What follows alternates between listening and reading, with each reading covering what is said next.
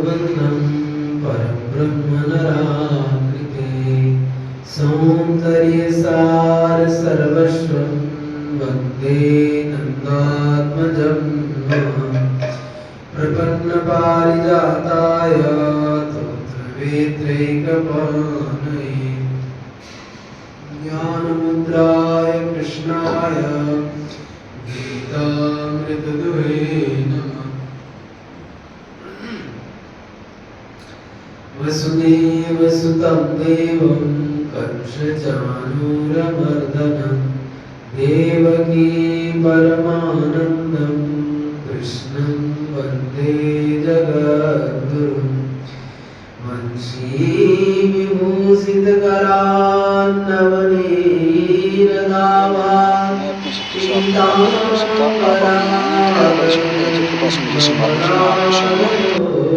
हे मेरे नाथ, मैं अपनी शक्ति से आपकी पाप नहीं कर सकता। आप अपने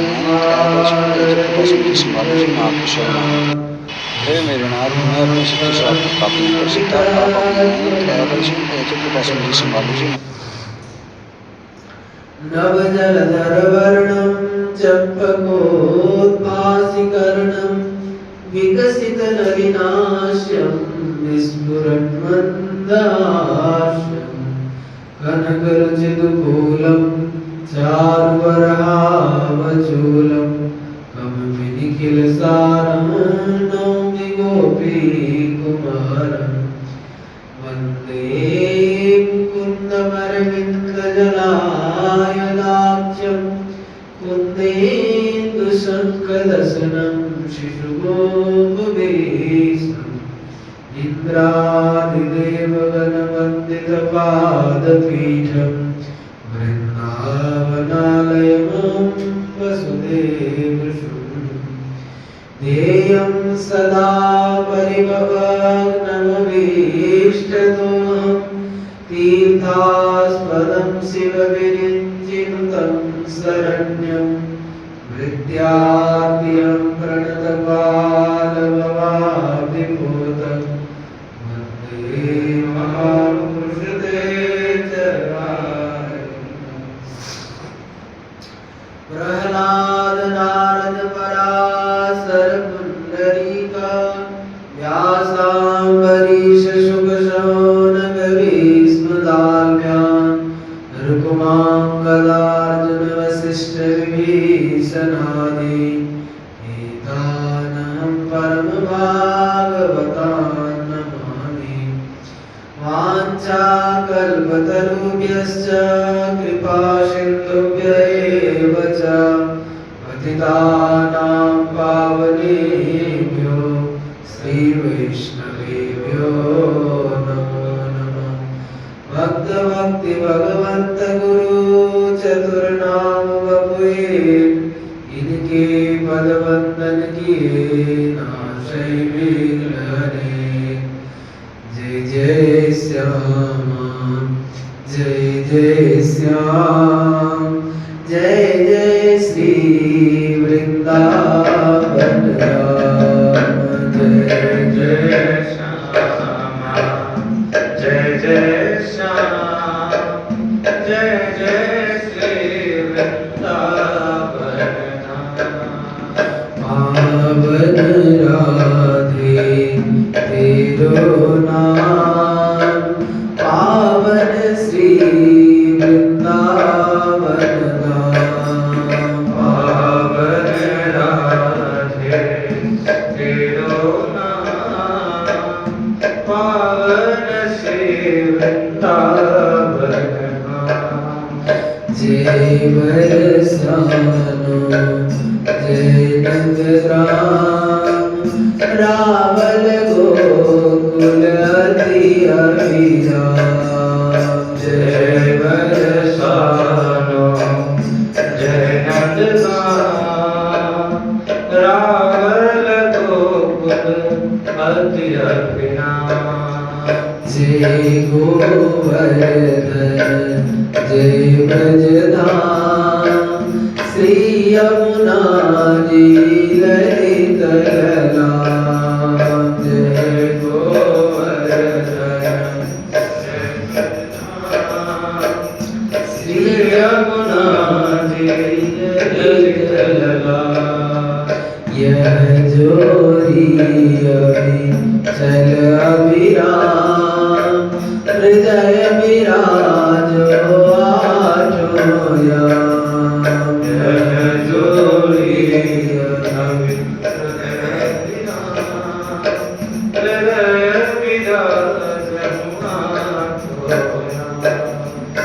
मेरी श्यामा मेरो श्याम मेरो श्री वृंदावन धाम मेरी श्यामा मेरो श्याम मेरो श्री वृंदावन धाम जय जय श्यामा जय जय श्याम जय जय श्री वृंदावन धाम जय जय श्यामा जय जय श्याम जय जय श्री वृंदावन धाम जय जय श्री वृंदावन धाम जय जय श्री वृंदावन श्री वृंदावन धाम की जय श्री राधा रानी की जय श्री यमुने रस रानी की जय श्री ललित लाडली गोपाल लाल की जय अनंत कोटि सर्वशक्त महात्माओं की जय जय जय श्री राधे श्याम भक्तवांछा कल्पतरु भक्तवत्सल शरणागत वत्सल अहेतुक करुणा वरनालय हमारे ललित लाडली गोपाल लाल जी के अहेतुक कृपा करुणा से हम लोग ब्रह्माल की चर्चा कर रहे हैं जिसमें अष्टछाप की कवियों का वर्णन हो रहा है। उसमें गोविंद स्वामी जी का चरित्र हम लोग श्रवण कर रहे हैं। उसमें कुछ चरित्र का श्रवण किए और कुछ चरित्र शेष है, उसके ऊपर आज चर्चा होगी। हम लोग कल श्रवण किए थे एक बार गोसाई विठल नाथ जी भागवत के 10वें स्कंद के वेणु गीत का चर्चा कर रहे थे। चर्चा करते करते अधिक रात्रि हो गई, 11 बज गया, तब तक चर्चा ही हो रही थी। फिर गोसाई जी ने चर्चा को समाप्त करके और सबको कहे जो आप लोग अपने अपने स्थान पे जाइए। तो गोविंद स्वामी जब आने लगे तो उनके जो पुत्र थे गोकुलनाथ जी बालकृष्ण जी, वे लोग बोले जो आज चर्चा कैसी रही। तो गोसाई जी गोविंद स्वामी कहे अपनी चर्चा जब खुद ही बताए, अपनी लीला खुद बताए तो उसमें तो कहना ही क्या, कैसा रस आएगा। तो कहने का तात्पर्य जो गोसाई विठलनाथ जी साक्षात श्रीनाथ जी के ही स्वरूप है और वो खुद ही अपनी लीला का वर्णन कर रहे हैं, तो उसका तो क्या कहना माना। तो ऐसा सुनकर के श्री गोकुलनाथ जी समझ गए कि श्री गोसाई जी गोविंद दास जी ने गोसाई जी के स्वरूप को अच्छी तरह से समझा। तत्पश्चात गोविंद स्वामी उनको प्रणाम करके फिर अपने घर को चले आए। अब आगे की कथा आती है कि कहते गोविंद स्वामी नित्य वन वन में क्रीड़ा करते। तो एक दिन क्या हुआ, अप्सरा कुंड पे गोविंद स्वामी के साथ क्रीड़ा कर रहे थे। क्रीड़ा करते करते राजभोग का समय व्यतीत हो गया और जब क्रीड़ा संपन्न हुआ, खेल पूरा हुआ, उसके बाद श्रीनाथ जी अपने मंदिर में पधारे, गोविंद स्वामी भी आए। तब तक देख रहे कि ठाकुर जी का राजभोग लग के शयन हो गया। तो गोविंद स्वामी कहे ठाकुर जी तो हमारे साथ में खेल रहे थे, अब इधर भोग लगा, राजभोग हुआ तो भोग को न रोका, ठाकुर जी तो हमारे साथ में खेल रहे थे। आके गोसाई विठलनाथ जी से कहे तो प्रभु आप तो जो है वो तो ठाकुर जी तो हमारे साथ में खेल रहे थे, आप वो कौन आ रोगा। तो गोसाई जी ने उनके भाव को समझते थे, गोविंद दास जी का भाव को। तो गोसाई जी ने दोबारा रसोई बनाया, फिर से भोग लगाया, फिर ठाकुर जी का सेवन करा। अब क्या हुआ, एक बार की बात है, एक दिन उत्थापन के समय गोविंद दास जी श्रीनाथ जी का दर्शन कर रहे, और उन्होंने देखा श्री ठाकुर जी की पाग जो है पगड़ी बांधे थे वो ढीली थी। तो गोविंद स्वामी कहे जो जय जय थोड़ा पाग को ठीक कर लीजिए। तो श्रीनाथ जी कहे जो गोविंद तुमको बड़ा अच्छा पाग बांधना आता है, तो तुम जो है तुम ही आकर के बांध दो। तो गोविंद स्वामी तो थे ही अपना सखा है, तो चले गए मंदिर के अंदर जाकर के पाग बढ़िया से बांध दिए।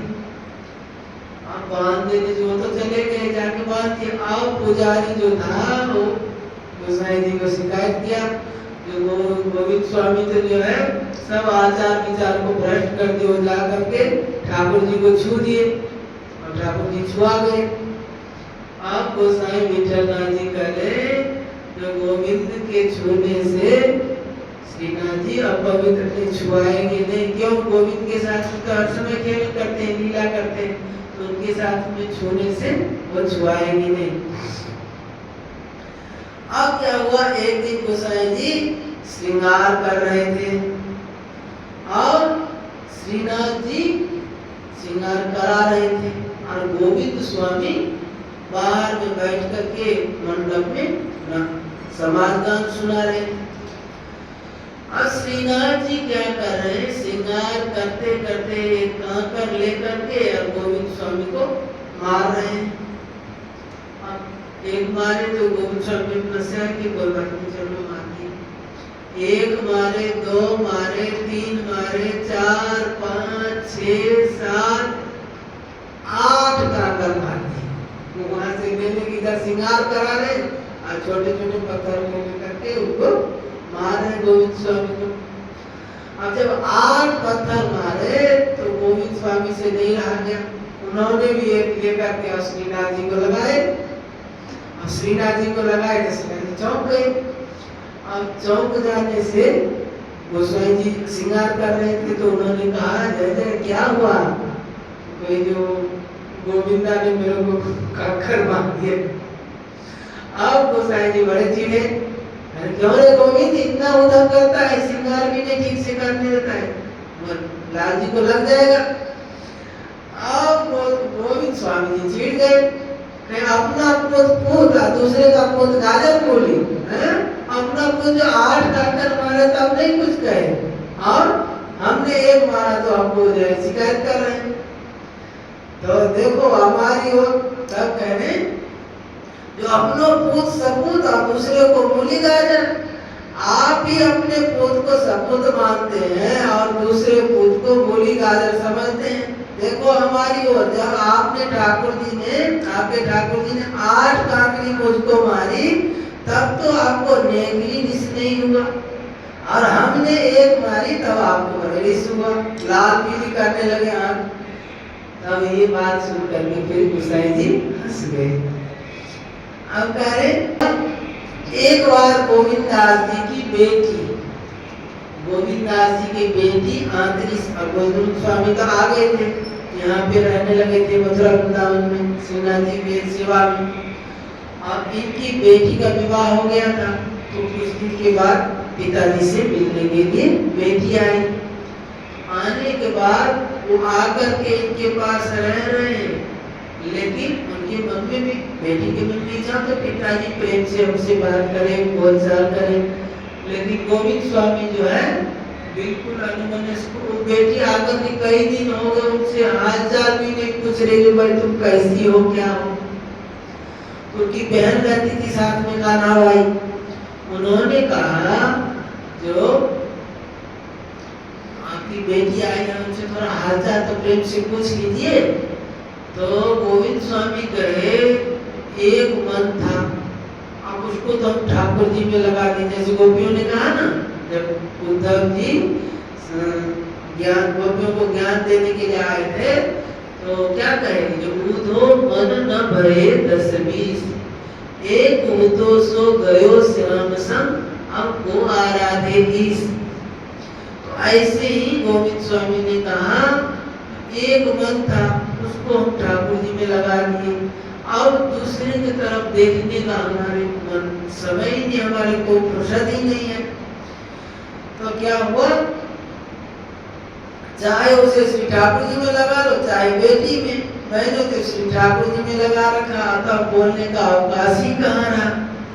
कहते हैं जब इनकी बेटी फिर वापस घर जाने लगे तो गोसाई जी के जो बेटे और बहू सब थे, गोसाई जी की तो 7 पुत्र 7 बहुएं थी, तो वो लोग सब इनकी बेटी को कुछ वस्त्र आभूषण आदि दिए। तो गोविंद स्वामी को जब पता लगा इस बात का, तो उन्होंने सब वापस करा दिया। आज गुरु का सामान गुरु को तो दिया जाता है, गुरु से दिया थोड़ी जाता है। तो गोसाई जी के गुरु जी हैं, उनके बेटे सब भी तो गुरु जी ही हैं, तो बेटे को उसे सामान नहीं दी, उनको लेकर के वापस दे दी।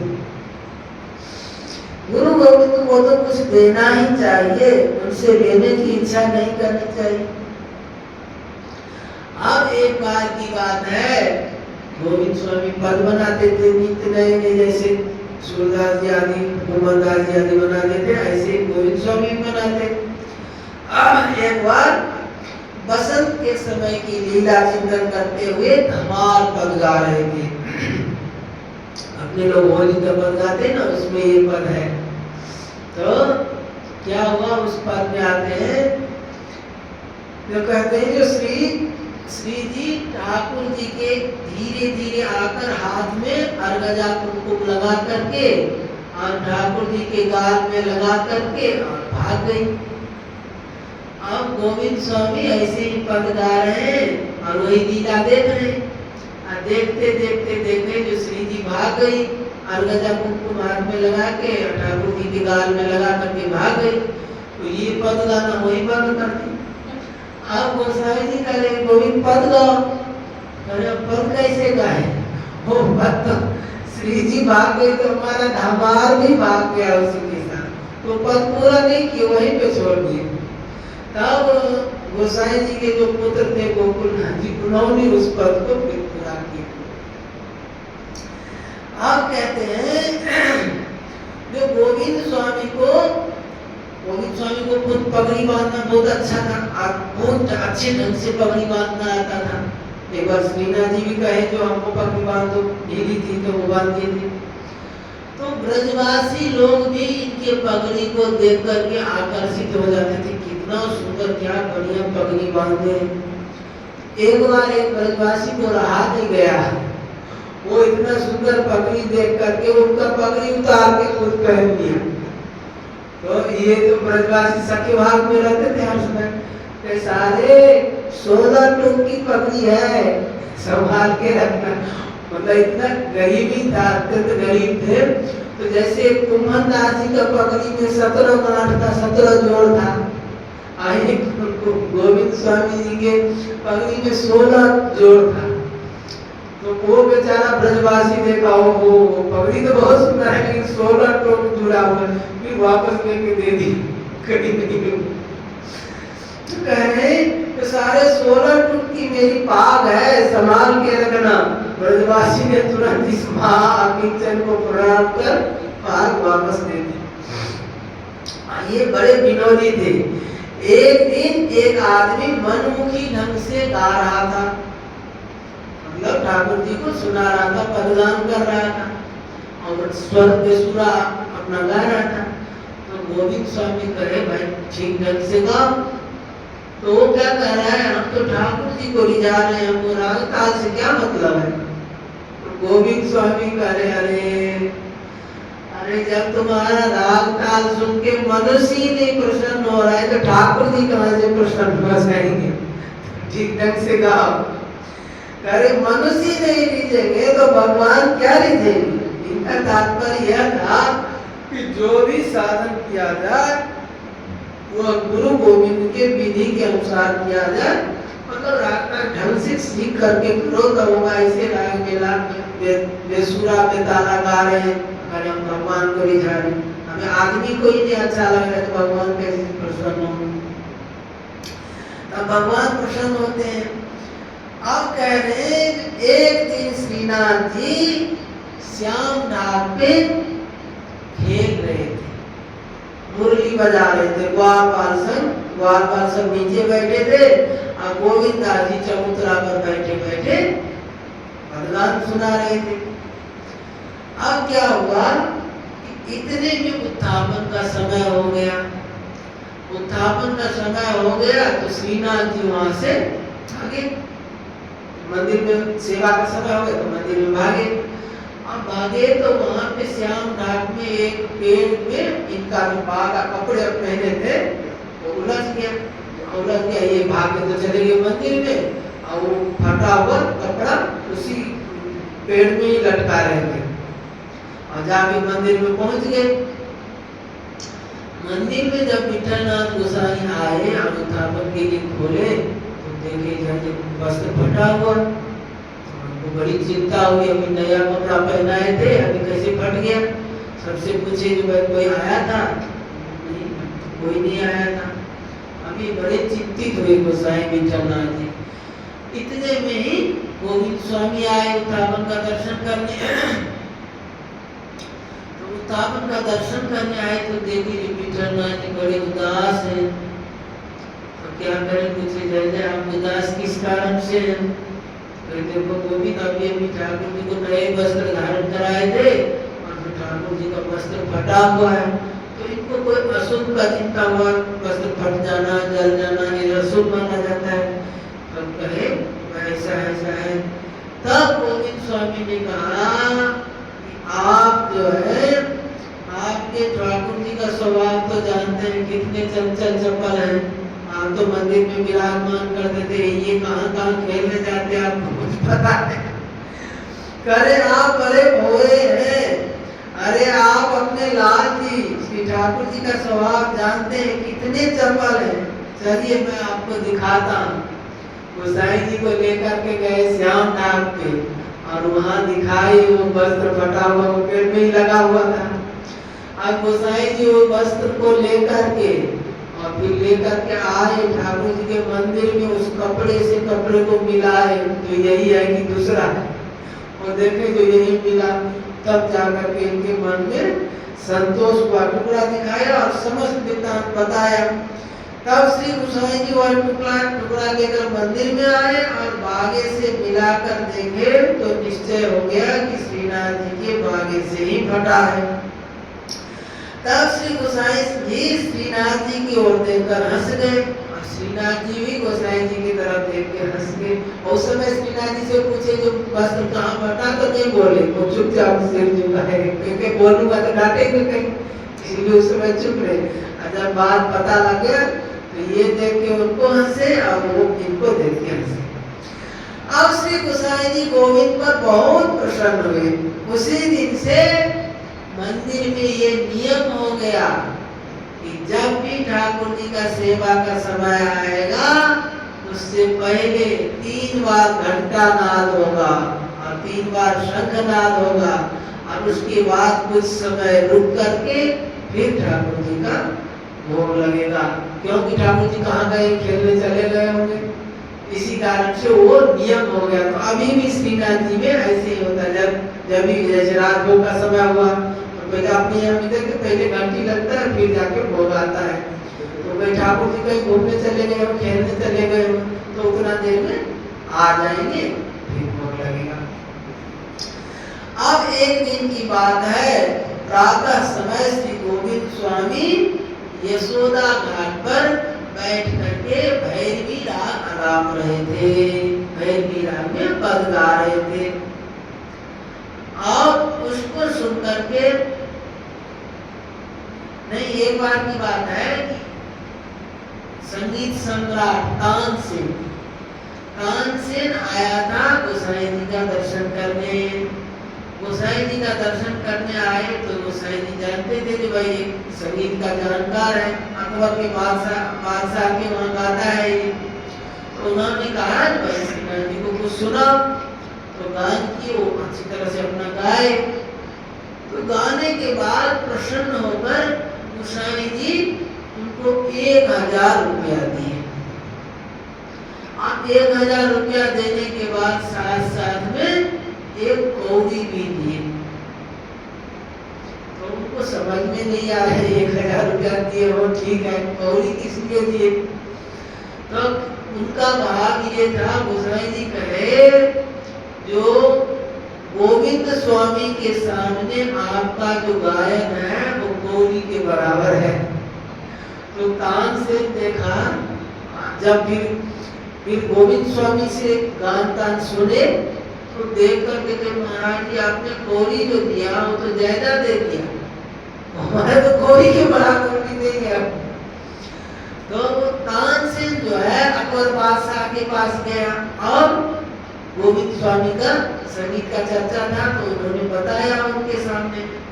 अकबर के मन में भी आया तो गोविंद स्वामी कैसे गाते हैं, राग का संगीत गुनी तो था ही, जानता था, रागता तो नहीं आता था, लेकिन कई लोगों को देखेंगे रागता नहीं जानते, लेकिन वो स्वरा बेसुरा जब होगा तो उसको पता लग जाता है, मतलब उसके मर्मक है उसको जानता है थोड़ा बहुत।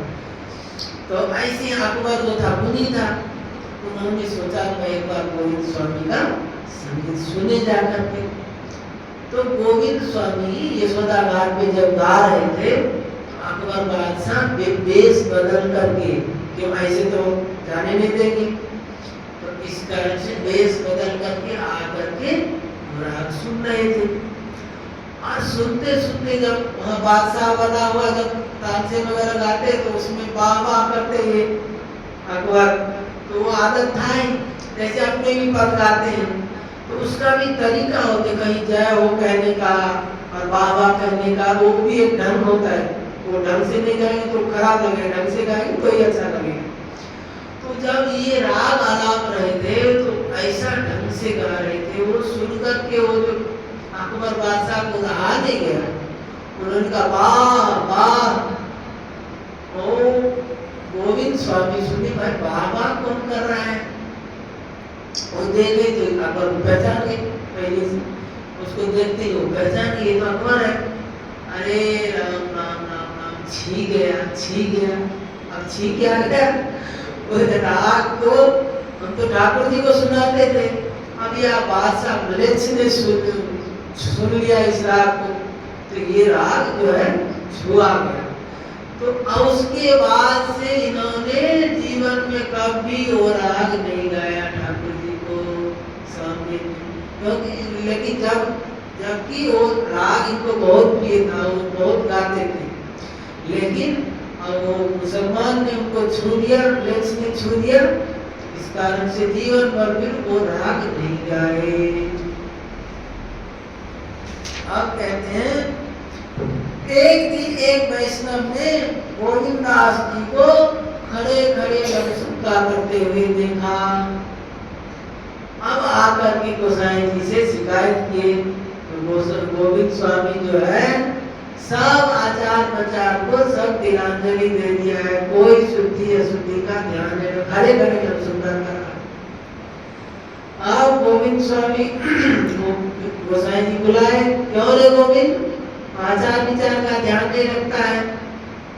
भाई महाराज मेरे हमको बताओ, तो घोड़ा कहीं बैठ करके लवसंगा करता है, घोड़ा तो खड़े खड़े लवसंगा करता है। तो उस समय में श्रीनाथ जी हमको घोड़ा बना करके चल रहे थे, हमको लवसंगा लगी तो क्या करते हैं, खड़े खड़े लवसंगा करने लगे। अब उनको जो शिकायत करने हैं उनको तो श्रीनाथ जी तो दिखे नहीं और हम दिखे खाली, तो आगे शिकायत कर रहे हैं। पहले उस समय श्रीनाथ जी मुझे घोड़ा बनाकर मेरे कंधे पर सवार होकर वन में खेलने जा रहे थे, तभी मुझे लवसंगा लगी। अब भला मैं बैठकर कैसे कर सकता था, इसीलिए मैंने खड़े खड़े ही लवसंगा किया।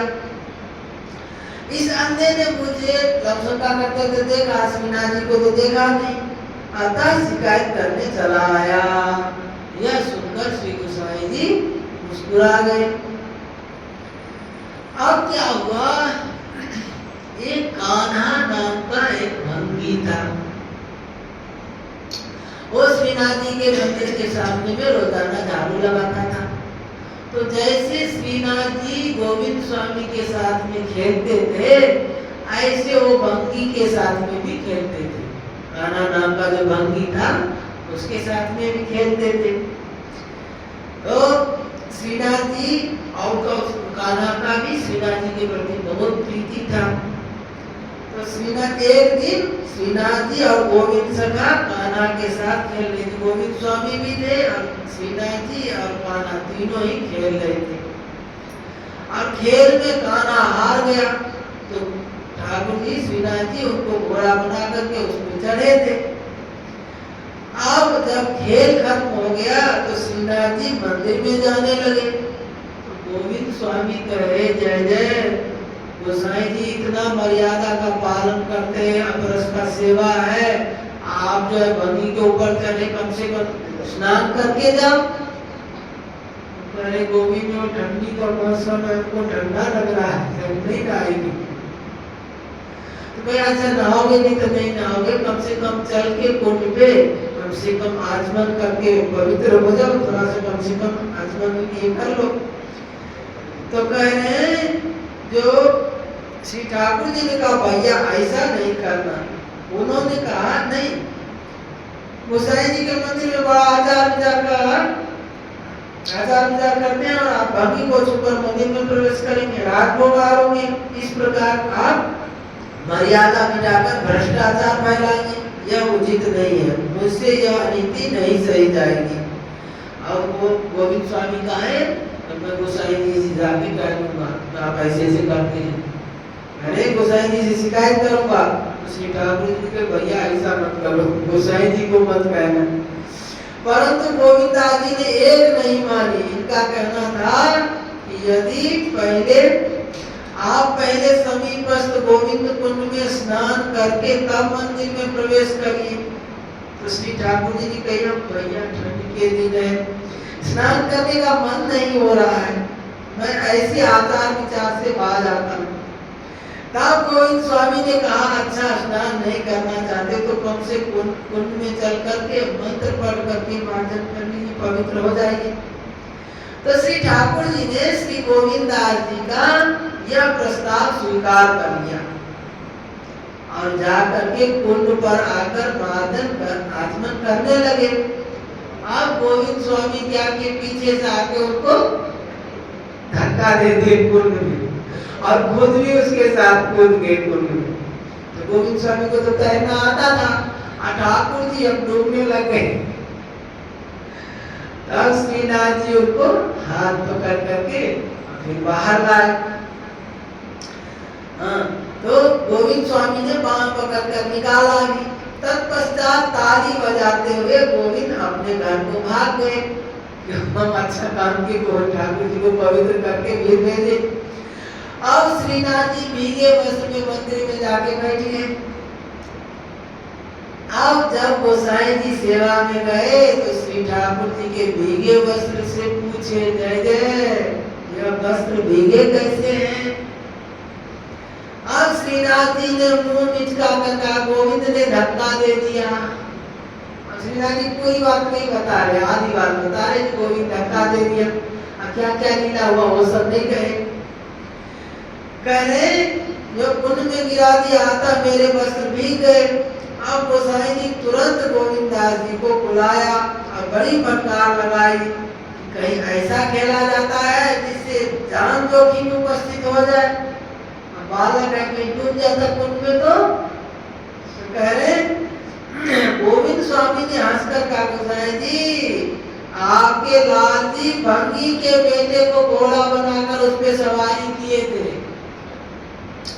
और हमने इन्हें कहा स्नान करके मंदिर में चलो, परंतु ये नहीं माने।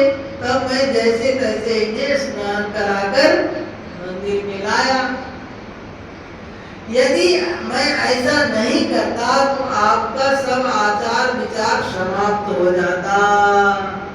यह सुनकर गोविंद स्वामी का नहीं गोसाई जी का हृदय भर आया और कहने लगे कि धन्य गोविंद सखा, जिनके साथ खेले बिना श्री ठाकुर जी का मन ही नहीं लगता है।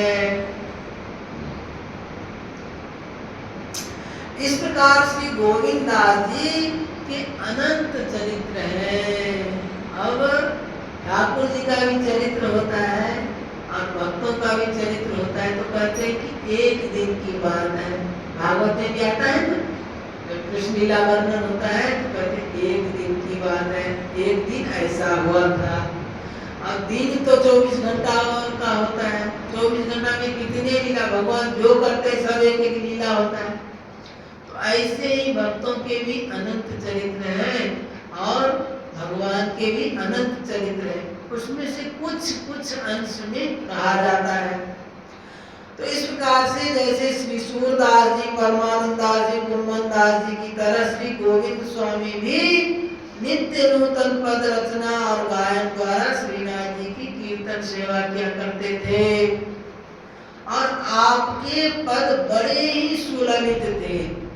जैसे कि प्रीतम प्रीति ते पइए, प्रीतम प्रीति ते पइए,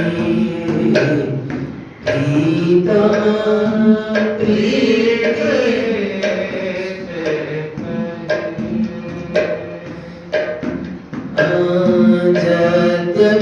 रूप गुणशील सुघरता, यद्यपि रूप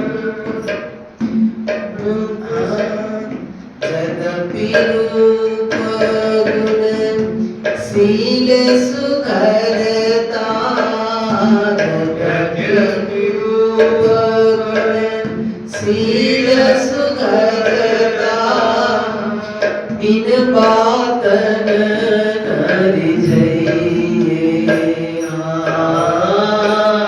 बिन बातन नरि जइए, प्रीतम प्रीति ते पइए, प्रीतम प्रीति ते पइए, सतगुण जन्म कर्म सब लक्षण, सतगुण जन्म कर्म सब लक्षण, वेद पुराण पढ़इए,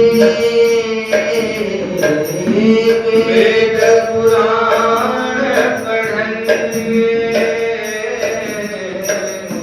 गोविंद प्रभु गुण रूप सुदाबिन, गोविंद प्रभु गुण रूप सुदाबिन, रसना कहान चाहिए,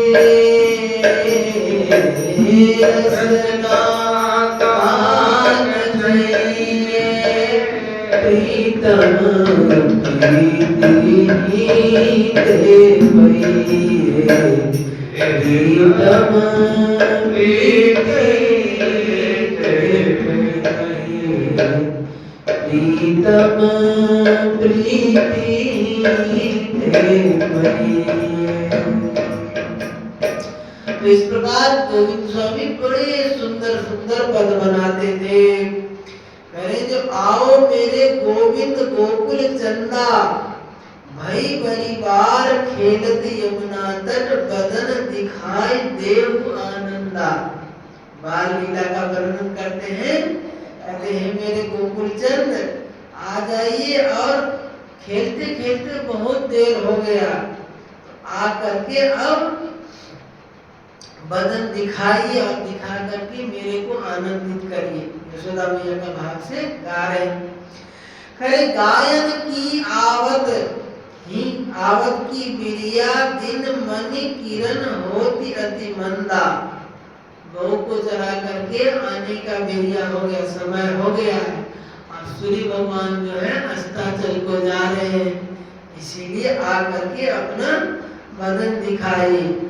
आए तात मात छतिया लगे, ठाकुर जी आकर के यशोदा मैया के हृदय से लग जाते हैं। लगे गोविंद प्रभु ब्रज जन सुख सुख कंदा। ऐसे जो प्रभु हैं श्री ठाकुर जी हैं ब्रज जन को सुख देने वाले। तो ऐसे श्री गोविंद स्वामी जी का तिरोभान श्री गोसाई विठल नाथ जी के साथ ही हुआ। गोविंद स्वामी गोसाई विठल नाथ जी का जब तिरोभान हुआ, जब वो लीला में प्रवेश किए, तो उन्हीं के पीछे पीछे गोविंद स्वामी भी गिरिराज गोवर्धन की कंदरा में जाके समा गए।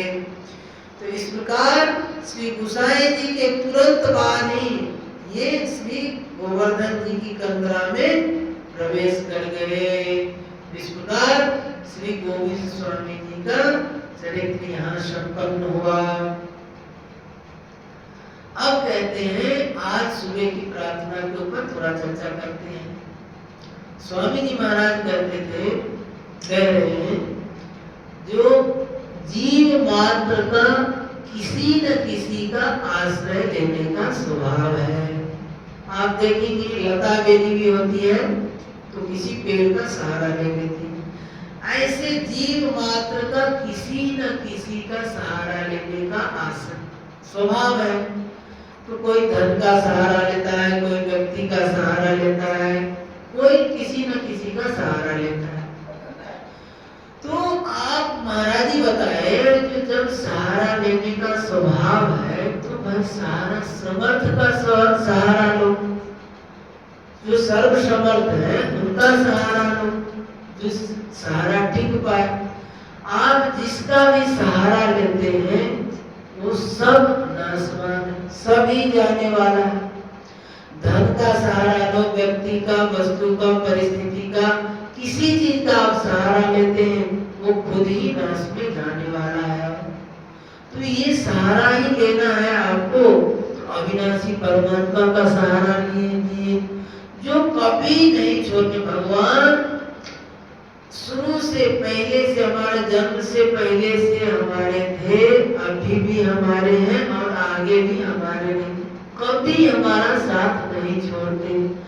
और संसार में जितना भी जो वस्तु है, सब कुछ, सबसे निकट में ये शरीर है, शरीर भी हमारा बात नहीं मानता। सबसे ज्यादा शरीर का सेवा करते हैं महाराज बताते ना, सबसे ज्यादा जितना शरीर का सेवा करते उतना किसी का कोई सेवा नहीं करता। लेकिन ऐसा शरीर भी हमारा बात नहीं मानता और उसको हम अपना मानते। अपना क्या, अपना नहीं, उसको तो मैं खुद ही मान लेते, मेरा नहीं, मैं और निकलते, शरीर को अपन मैं ही मान लेते। तो कह रहे अपना वो होता है जिसके ऊपर हमारा बस चले, और जिसके ऊपर हमारा बस नहीं चलता है तो वो अपना कैसे है। हम शरीर को और संसार को अपना मानते हैं। तो विचार करके देखें कि उसके ऊपर हमारा बस चलता है, नहीं चलता है। अब शरीर को ही अपना मानते हैं तो कोई भी बीमार होना नहीं चाहता, और तो और मरना तो कोई नहीं चाहता। लेकिन सब न चाहते हुए भी बीमार पड़ते हैं और मरना भी पड़ता है सब। तो ये अपना है, ये सिद्ध नहीं होता है। क्यों? हमारा बस नहीं चलता है। जैसे हम किसी वस्तु को अपना मानते तो उसको चाहे हम यहाँ रखें, वहाँ रखें, किसी को दे दें, कुछ भी कर सकते हैं, उसमें स्वतंत्र है। तब तो अपना माना गया, हाँ ये चीज हमारा है, हम चाहे किसी को अपने पास रखें, चाहे किसी को दे दें। लेकिन इस शरीर को हम अपना मानते तो उसके ऊपर हमारा बस नहीं चलता है। इसीलिए जब उसके ऊपर हमारा बस नहीं चलता है तो अपना कैसे हो। तो जब महाराज जी बताए आप आश्रय ही लेना का स्वभाव है तो सर्वसमर्थ का आश्रय लो। आश्रय लेकर के फिर निश्चिंत हो जाओ, चिंता मत करो। गीता जी में भगवान ने कहा सर्व धर्मान परित्यज्य मामेकं शरणं व्रज अहं त्वा सर्व पापेभ्यो मोक्षयिष्यामि मा शुच। अंत में कहे कि मा शुच, चिंता मत करो। तो हम चिंता किस लिए करते हैं? जो अभी है उसमें तो मोह नहीं करना, मेरापन नहीं करना, जो आगे मिले ऐसा मिले उसकी चाह नहीं करना, क्योंकि चाहने से कुछ मिलता नहीं। आप जो मिलने वाला है वो बिना चाहे भी मिलता है, और जो नहीं मिलने वाला है उसको आप कितना चाहेंगे फिर भी नहीं मिलेगा। कहते प्राप्त विमर्थम लभते मनुष्यो दैवोपितं लंघयितुं न शक्यः तस्मात् न शोचामि न विस्मयो मे यदस्मदीयं नहि तत्परेषाम्। अरे जो मेरे भाग्य में लिखा हुआ है वो मेरे को मिलेगा ही, और जो नहीं लिखा है वो नहीं मिलेगा। इसीलिए इस बात को सोचकर के हम निश्चिंत रहते हैं, कोई चिंता नहीं करते। क्यों कि यदस्मदीयं नहीं तत्परेषाम्, जो मेरे को मिलने वाला है वो मेरे को ही मिलेगा। मेरे को बुखार आने वाला मेरे को ही आएगा, आपको नहीं आएगा। वैसे ही मेरे को धन मिलने वाला है तो मेरे को ही मिलेगा, आपको नहीं मिलेगा। इसीलिए निश्चित रहते। महाराज जी कहे आश्रय लेके भगवान का आश्रय लेकर के फिर चिंता मत करो, निश्चिंत हो जाओ। महाराज जी बताते, अब वो लोग कहते जो भगवान के शरण हो जाओ, महाराज जी कहे भगवान के शरण हो जाओ, तो हम लोग भी सोचते हम भगवान के शरण हो गए। और शरण हो गए इसका पहचान क्या है? महाराज जी 4 बात बताते थे, जो निर्भय, निस्संग, निःशोक और निश्चिंत। ये 4 बात अपने में आना चाहिए। किसी से भय नहीं, भगवान के होकर के निर्भय हो जाना। शरणागति का 6 प्रकार की शरणागति होती है।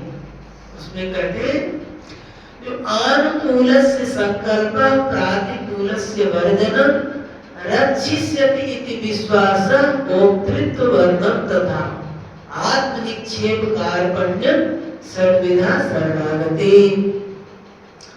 तो कह रहे जो अनुकूलस्य संकल्प, जो भगवान ने शास्त्र पुराण में और संतों ने जो कहा है जो ये करना चाहिए, तो उसके भगवान की तरफ चलने के लिए आज से संकल्प करना, आज से हम ऐसा करेंगे। क्या करेंगे? इतना नाम जप करेंगे, इतना कीर्तन करेंगे, इतना पाठ करेंगे, इतना सेवा पूजा करेंगे, इतना परिक्रमा करेंगे। ये सब नियम लेना, आज से हम ये करें। तो इसका नाम हुआ अनुकूल संकल्प। अनुकूल से क्या? भक्ति का जब वर्णन आता है ना, तो क्या करते हैं? जो अन्याभिलाषिता शून्यम ज्ञान कर्मा जनावृतम अनुकूलेन कृष्णानुशीलनम भक्तिरुत्तमा। अरे जो भगवान को जिससे सुख मिले, जिससे प्रसन्नता हो, वो काम करना ये उत्तम भक्ति का लक्षण है। तो कह रहे इसका संकल्प करना, ये अनुकूल से संकल्प, और प्रतिकूल से वर्जनम, मतलब जिसमें जिसको भगवान ने शास्त्र पुराण में और संतों ने कहा जो ये चीज नहीं करना। जैसे विद्यात्मक साधन होता है, एक निषेधात्मक साधन होता है। तो विद्यात्मक हुआ ये करना, और निषेधात्मक जो ये नहीं करना। तो भगवान के शास्त्र पुराण में संतों ने जो कहा इस बात को नहीं करना, तो उसका संकल्प लेना आज से। आज से हम झूठ नहीं बोलेंगे, पाप नहीं करेंगे, अन्याय नहीं करेंगे, किसी का जी नहीं दुखाएंगे, चोरी नहीं करेंगे। ये सब चीज का संकल्प करना, ये प्रतिकूल से वर्जन। और फिर कह रहे जो रक्षिष्यति इति विश्वास, मतलब भगवान सबके रक्षक हैं और मेरा भी रक्षा भगवान करेंगे। ये दृढ़ विश्वास मन में होना चाहिए कि भगवान हमारा रक्षा करेंगे। तो ऐसा रक्षिष्यति इति विश्वास गोत्रित्व वर्णन तथा, प्रहलाद जी के चरित्र में आता है ना, जो जब प्रहलाद जी गए थे और कुम्हार के जो है वो सोच रहे थे, भगवान से प्रार्थना कर रहे थे, हे भगवान ठाकुर जी को हवा में आग लगा दिए हैं, और वो जो घड़ा में बिल्ली का बच्चा है, अब वो कैसे ठाकुर जी बचाइए, उसका रक्षा कर, जब तो आग लगा दिया क्या करें। तो प्रहलाद जी के मन में बड़ा शंका हुआ, भाई आग लग गया, भगवान कैसे बचाएंगे उसमें। तो उन्होंने कहा जब वो खोलोगे तो मेरे को बुलाना। तो जब वो आवाज शांत हुआ, थोड़ी दिन में थोड़ी होता, आग लगता है तो 15-20 दिन तक वो जलता है, फिर शांत होता है, ठंडा होता है, तब जाके खोला जाता है। तो प्रहलाद जी महाराज को बुलाए तो देखे जो उसमें भगवान की प्रार्थना में इतनी शक्ति थी, तो एक घड़ा में वो बिल्ली का बच्चा था, तो उसके 4-6 आसपास वाले भी घड़ा कच्चा ही था, और फिर वो बच्चा खेल रहा है उसमें। अरे उस बात को देख करके प्रहलाद जी को दृढ़ विश्वास हो गया, ओहो भगवान सब कर तुम, अगर तुम अन्यथा कर तुम समर्थ भगवान कुछ भी कर सकते हैं, करने में न करने में, उलट फेर करने में, सब में समर्थ है, उन्हीं का नाम भगवान है। तो भगवान जब ऐसे ही इनका रक्षा कर सकते तो हमारा भी रक्षा करेंगे। ऐसे ही रक्षित सती इतनी विश्वास, भगवान सबके रक्षक है तो मेरा भी रक्षा करेंगे, ऐसा दृढ़ विश्वास होना चाहिए। ये शरणागति का तीसरा बात हुआ लक्षण। अब कहते गोत्रित्व वर्णन तथा, जैसे एक कन्या का विवाह होता है तो हृदय से उसको पति को अपना स्वीकार कर लेते हैं, जो ये हमारे पति हैं। ऐसे ही भगवान को स्वीकार कर लेना, जो भगवान मेरे अपने हैं। तो ये गोत्रित्व वर्णन था। फिर कहते आत्मनिक्षेप। आत्मनिक्षेप क्या होता है कि अपने आप को उनके चरणों में फेंक देना। निक्षेप मतलब फेंकना, क्या अब उनकी शरण हो गई, फुल सरेंडर हो गई, बस उनके चरणों में पड़ गई, तो अपने आप को भगवान के पर समर्पित कर देना। ये हुआ आत्मनिक्षेप। इतना होने के बाद फिर कार्पण्यम, अपने में दैन्यता होना चाहिए। देखिए कुछ भी शुभ कर्म, अच्छा कर्म हमारे द्वारा बन जाता है तो वो भगवान की कृपा से होता है। संतों से सुनी बात है, कहते हैं जो आजी करे सो राम जी, कहे सतगुरु कहे संत, मुनि बने सो आपनी, ऐसी गुर धारण। ऐसी गुर धारण तबे कछु बिगड़े नाही, उस सेवक की लाज प्रतिज्ञा राखे साई। संत दास मैं क्या कहूँ, क्या गए संत आनंद, आजी करे सो राम जी, कहे सतगुरु कहे संत। हम लोगों से थोड़ा भी अच्छा काम बन जाता है, शुभ काम बन जाता है, हम लोग अभिमान करते हैं मैंने ऐसा किया, मैंने ऐसा किया। अरे ये भगवान कृपा करते हैं, तब सद्बुद्धि देते हैं, तब जाकर के अच्छा काम होता है, उसमें अभिमान करने की क्या बात है। तो कह रहे ऐसा होते हुए जो भी अच्छा काम होता है वो भगवान की कृपा से होता है। इसमें जो बताया ना, तो आजी करे सो राम जी, ऐसा हृदय में धारण करो। मुनि बने सो आप, जो गलती होता है वो अपनी माननी चाहिए, जो भूल हमारे से हो गई। अरे दरिया दूषण दास में नहीं, राम में दोष, भगवान में दोष नहीं, दोष तो अपने में है। तो कह रहे हैं जो मुनि बने सो आपनी, ऐसी गुर धारण, ऐसा जो हृदय में धारण करता है जो भक्त, तो कहते ऐसी गुर धारण तब कछु बिगड़े नहीं। जो भक्त ऐसा हृदय में स्वीकार करता है उसका कोई बिगाड़ नहीं होता। उस सेवक की लाज प्रतिज्ञा राखे साई, भगवान उस भक्त की बात को रखते हैं, उसकी प्रतिज्ञा का निर्वाह करते हैं। जैसे भगवान ने बहुत से सारे भक्तों का प्रतिज्ञा का निर्वाह किया है ना, जैसे भीष्म पितामह ने प्रतिज्ञा कर लिया, जो हरि हाथ में अस्त्र खाऊं तो लाजो गंगा जननी को शांतन सुतन कहाऊं। भीष्म पितामह ने प्रतिज्ञा कर ली, ठाकुर जी प्रतिज्ञा किए जो मैं युद्ध करूंगा लेकिन अस्त्र शस्त्र नहीं उठाऊंगा। तो भीष्म पितामह ने प्रतिज्ञा कर ली जो आपको अस्त्र धरा के छोड़ दूंगा। तो जब युद्ध हो रहा था तो भीष्म पितामह सामने अर्जुन है, भगवान है साथी, इधर भीष्म पितामह है। और भीष्म पितामह इतने बाणों का बौछार के सब रथ का ध्वजा टूट गया और अर्जुन जो है लहूलुहान हो गए। और क्या किए, घोड़ों के भी बाण मार दिए और अर्जुन के हाथ में बाण मार दिया और मारते मारते क्या कि छोटे छोटे बाण भगवान के उंगलियों में भी मार दिए। भगवान करे अर्जुन क्या करता है, हम क्या करें, जो असंख्यों बाण आ रहे हैं, हम क्या करें, कैसे संभालें। तो भगवान से रहा नहीं गया, तो भगवान जो है भक्त की प्रतिज्ञा को रखने के लिए भगवान अपने प्रतिज्ञा को त्याग दिए। इसीलिए भगवान ने गीता में कहा है ना, जो न मे भक्ता प्रणश्यति, मेरे भक्त का विनाश नहीं होता है। क्यों? तो भगवान खुद भी तो प्रतिज्ञा कर सकते थे, अरे कौन थे यो प्रतिज्ञानी, कौन थे तो ये कुंती नंदन, तुम प्रतिज्ञा कर लो। क्यों? भगवान अपनी प्रतिज्ञा को भले ही तोड़ दे, लेकिन भक्तों की प्रतिज्ञा को नहीं तोड़ते। इसीलिए उस सेवक की लाज प्रतिज्ञा राखे साईं। जो ऐसा भक्त होता उनकी लाज प्रतिज्ञा भगवान निर्वाह करते हैं।